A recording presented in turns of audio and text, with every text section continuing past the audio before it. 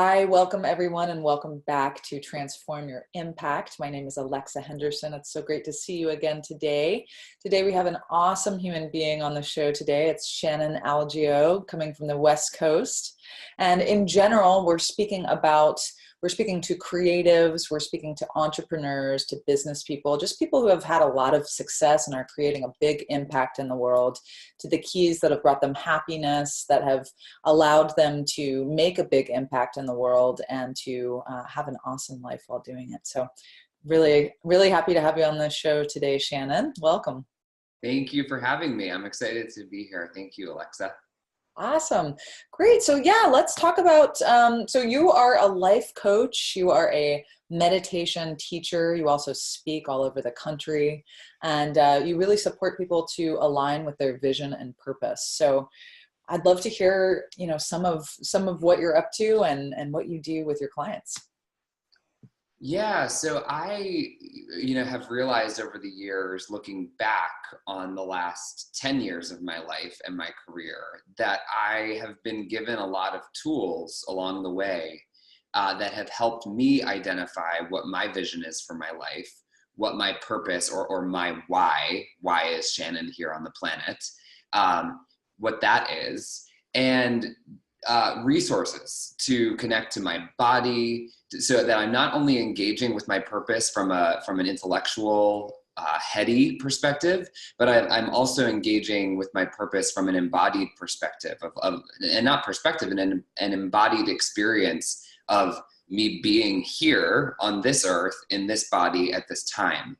And so through yoga practice, through coaching seminars, personal empowerment seminars, one-on-one coaching, trainings with spiritual teachers, and then also, of course, interviewing so many leaders and spiritual teachers on my podcast, Soulfeed, I kind of had a moment about a year and a half ago where I was looking at everything that I've learned, and I realized that it's not necessarily guaranteed that everyone gets the information that I was given.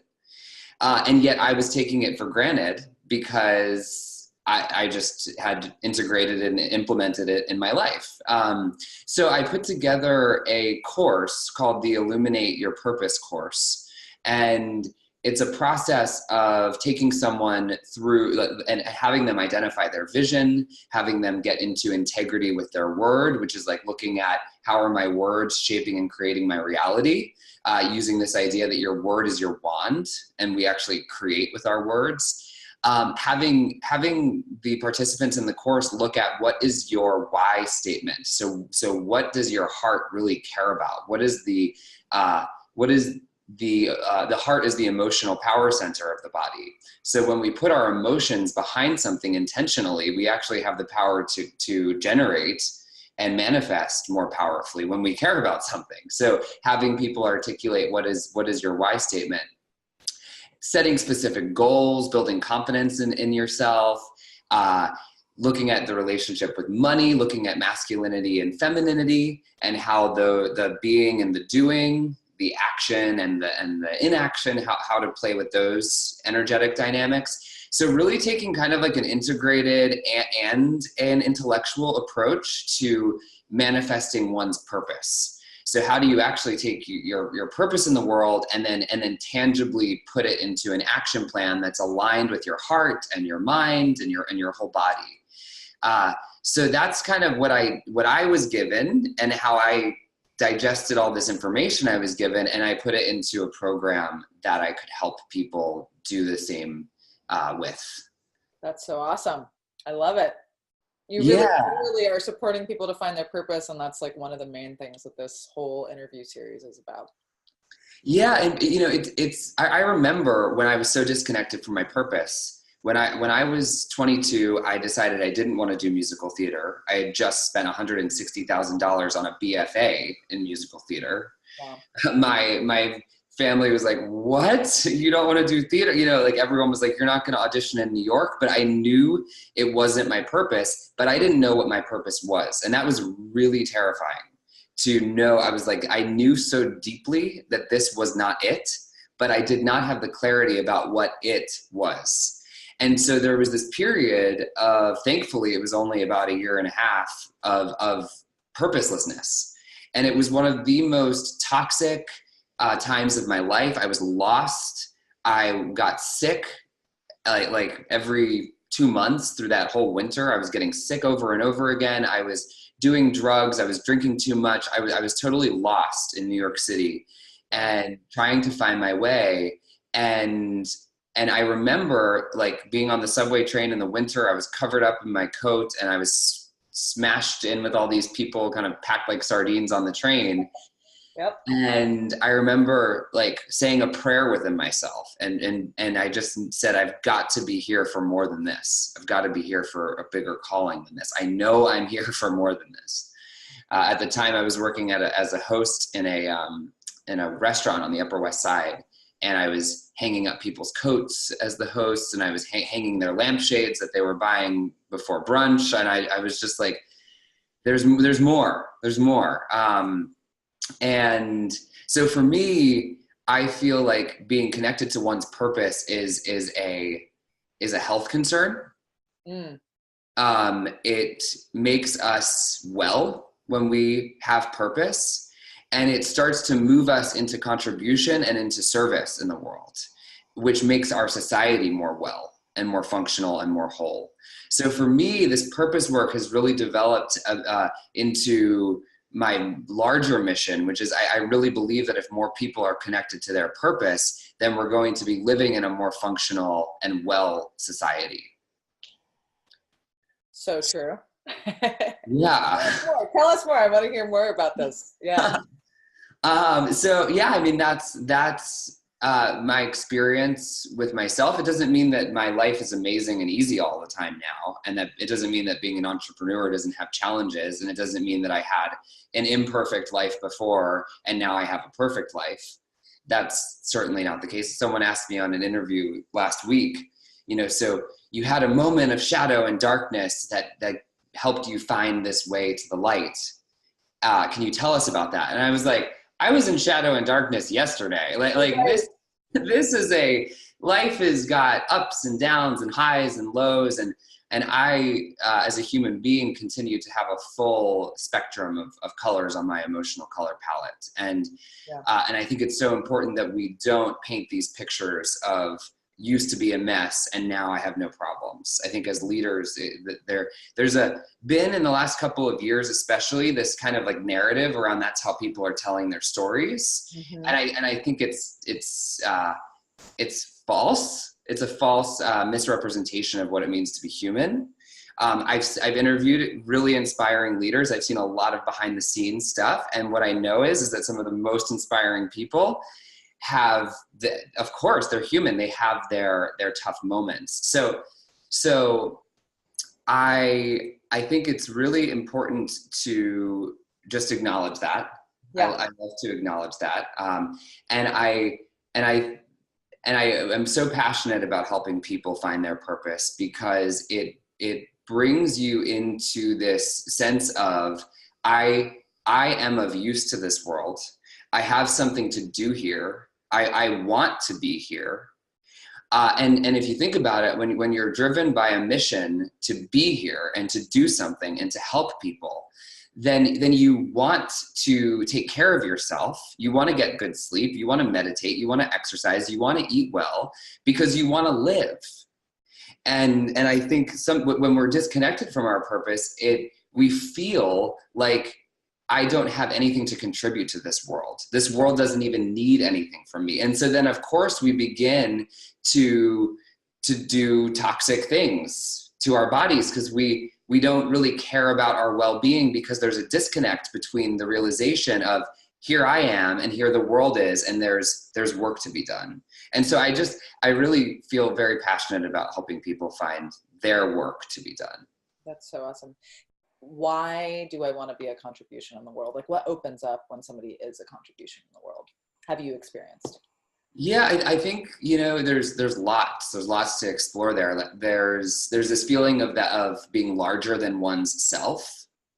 It can be exhausting to be in the limitation of one body and the ego and all the narratives of how do I look and how do I feel, and what do I need? And well, we are important and we must take care of ourselves. This expansion beyond oneself. I mean, have you ever looked up at the stars and just been amazed that we're lying down on the earth, or standing on the earth, and the earth is spinning around the sun and the moon is spinning around the earth, and you can see all these stars light years away, and you're just like, you have that moment of, whoa, this is bigger than me. Yeah. Or those moments in nature, or those moments at a marathon in a big city where or a sporting event where you feel that the human spirit and you feel connected to, or you're proud of your child, or, or these moments where you feel like, oh my gosh, this is bigger than me. This is bigger than me. And so my path as an entrepreneur and being connected to my purpose and wanting to help people and wanting to heal the planet. The planet has a lot of healing that it requires. To heal means to become whole, to return to being whole. So those moments when we're connected to our purpose, when we feel bigger than ourselves, it's a vibrancy. And when you talk about about the people who we know, like Oprah Winfrey or Eckhart Tolle or Tony Robbins or Gary Vee, and so many others. Sorry, I'm not sure about that. Or Alexa, my Amazon. Yeah, I mean,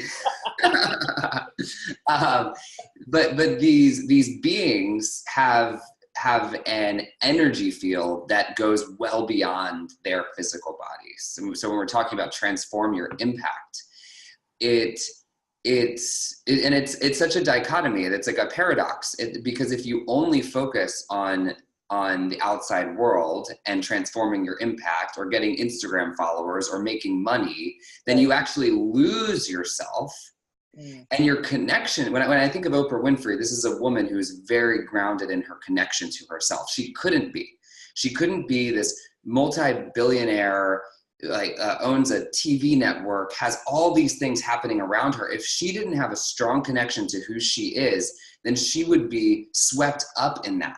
But no, she has very strong values that make everything, I don't want to say revolve around her, but she has a gravitas, a gravitational pull that anchors her values in who she is, and then creates from there. So I think of it as like vibrancy. So someone's energy field, their aura, their vibe is actually able to move beyond them, move beyond their physical structured bones and cells and tissues. It's not limited by that. Yeah. So I think that's why it's so healthy for us to be expanding and offering something to the world. But you can actually only really do that if you're truly and deeply connected to who you are. Awesome. So you really support people to get truly and deeply connected to who they are, and then focus out. Exactly. And that's why I also teach meditation and teach yoga, is that it's not just something that we engage with on the level of the mind. It's actually an experiential, embodied practice of being in our bodies and sensing, what is this life energy? What is this electricity, this movement that's happening inside of me? And when I learn to harness the energy that I contain in my actual physical body, then I can learn how to wield it and direct it and move it beyond myself. And that can be very spiritual, energetic, but it also can be very practical in the decisions that I choose to make, the people that I choose to interact with, the money I choose to invest, and then of course all the things I do not choose to do as well. Awesome. So earlier when we were speaking, we were talking about you mentioned it, the masculine and the feminine energy. And, I'd love to hear about some of your methodologies for manifesting and not wearing yourself out while you're making a big impact, because it sounded like you had some wisdom there. Yeah, well, figuring it out every day, because it's like balancing. You go to balance on one foot and you have to be present for that whenever you do it. It's not like, oh, because I balanced yesterday, I can just now balance without having to be present ever again. And yet, the more we practice balance, the easier it gets, the more we can find it and locate it. However, balance requires that we be aware of the polarities around us. And so with being an entrepreneur and having an impact, I mean, last year was a big learning for me because I did I did like 4 or 5 launches in the year. Online launches. I did the Illuminate Your Purpose course twice. I did a 7-month mastermind with a group of entrepreneurs from around the world. Was doing new season of my podcast. I was traveling and teaching. And so it all sounds really great, sounds really successful. And I experienced coming up against my edge of overcommitment, of burnout, of doing too much. Mm-hmm. And starting to feel like my impact was being spread thin because of how many things I was trying to do at once. And yet, if I didn't do that last year, I wouldn't be aware of what too much is. Mm. So I think for anyone who's in this, you got to throw yourself into it. You know, as like Theodore Roosevelt says, and Brene Brown refers to his quote, you got to get yourself in the arena. Like, don't be in the stands, don't be the bystander commenting or judging, like get into the arena, get covered in blood and sweat and tears, and you'll figure out your process within that. And it's not going to be perfect, and it's not always going to be easy. So I think it's so important that people allow themselves to have their process, allow themselves to make mistakes. We live in a culture that is highly connected or perpetuates perfectionism.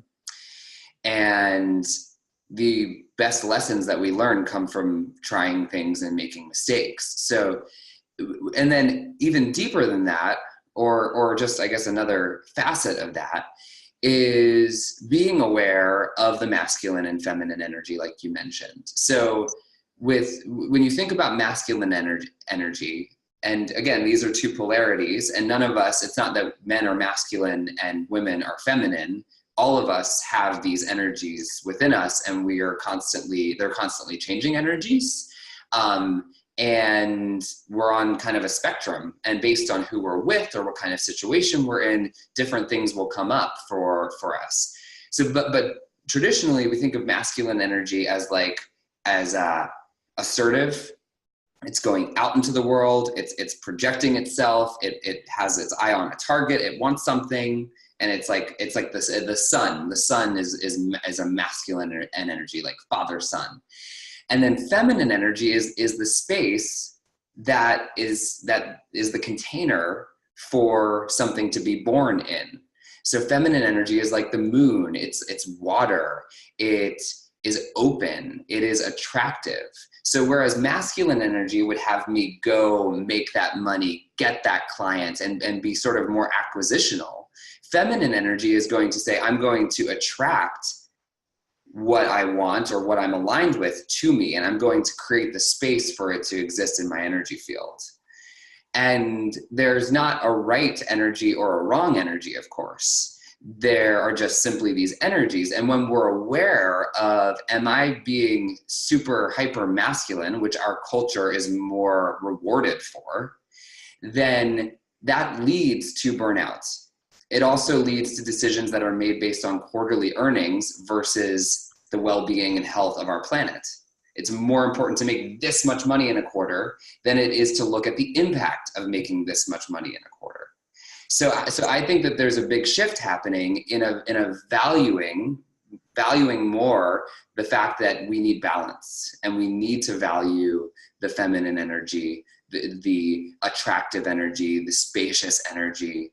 And so very, very practically, what that looks like for me is taking care of myself and meditating. Specifically, the practice that I am doing is a practice called Yoga Nidra, which is literally inviting in the divine feminine. And it's a practice of lying down. It's basically like Shavasana, corpse pose at the end of a yoga class, and doing nothing. And that when we are doing nothing, the brain actually enters a state that's between sleep and awake, where it can access a level of processing that it cannot access when we are fiery and alert and trying to make things happen and manipulate things to happen in our favor. Because the mind is so limited. When, I don't know if you talk about this in the next level trainings, but this concept of you don't know what you don't know.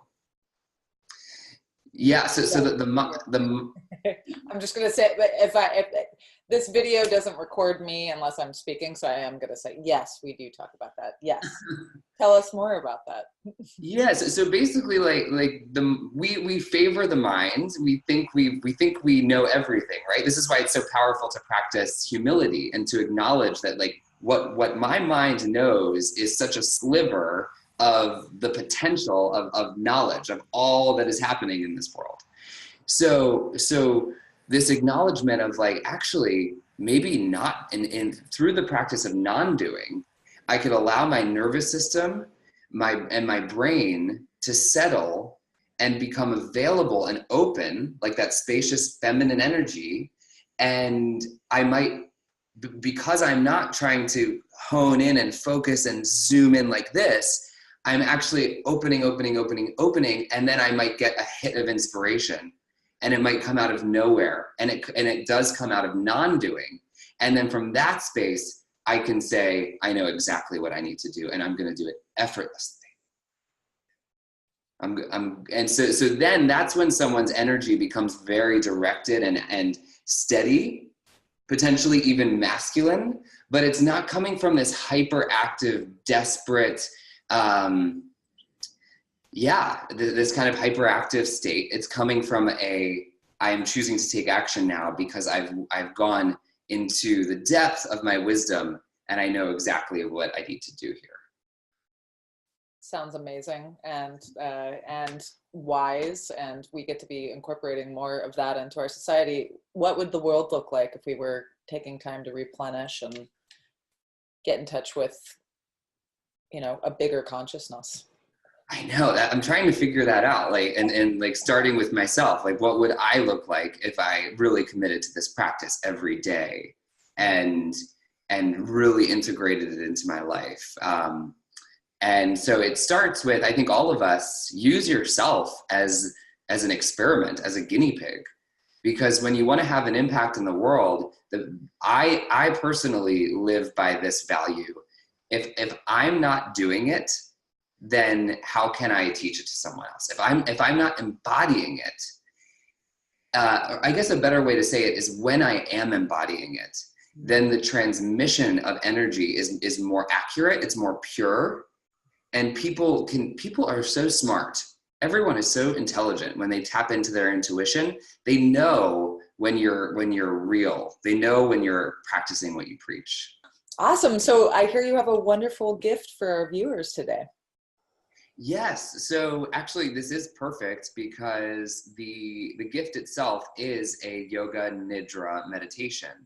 And again, yoga nidra it's not yoga. I mean, it's not yoga poses. It is the art of transformational sleep. So it's going into that void space. It's becoming available to have a creative impulse, to let go of something that the body might be holding on to, and to connect to the inner space. We're so connected to the outer space in our lives. What's happening around us, what people think of us, how much money we need to make to get by or to do whatever we want to do in the world. So this practice, it's called the sacred sanctuary meditation. And it's this idea that our bodies, our physical vessels that we live inside of this whole life, it is a sacred sanctuary, and we want to honor it and connect to it as such. So what is this sacred? And what I mean by sacred, I mean it's valuable, it's precious, and it's where it's we want to take good care of our homes. We feel a little bit better when we clean our home or the dishes are done. It's what is it like to take care of our inner space and honor it? And what is happening inside of here that if we listen, we might get a burst of clarity that can guide us into how we need to move forward. Wonderful. Well, thank you so much for sharing your gift with us and sharing your time and wisdom. And it's been a pleasure to have you on the show today. Thank you so much, Alexa. So good to talk to you too. Awesome. Thank you so much, everyone, for joining. Please tune in again tomorrow. We're going to be speaking with more thought leaders, visionaries, creatives, and entrepreneurs about the keys to making a massive impact in the world, to living a life of fulfillment, and to making money while you're doing it.